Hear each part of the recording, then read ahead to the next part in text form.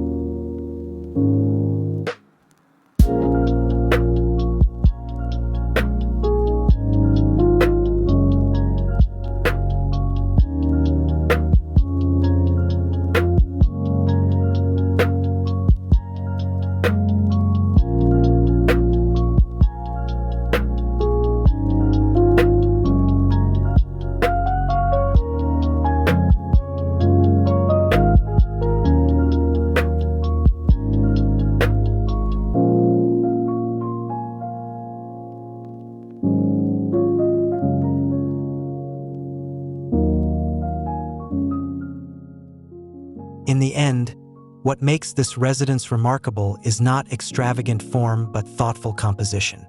It is a home that unfolds gradually, leading the visitor through moments of contrast between shadow and light, enclosure and openness, intimacy and gathering. This careful orchestration transforms architecture into experience. At Gubbock Design, we believe that homes like this remind us that true luxury lies in balance, calmness, and the quiet details that enrich everyday life.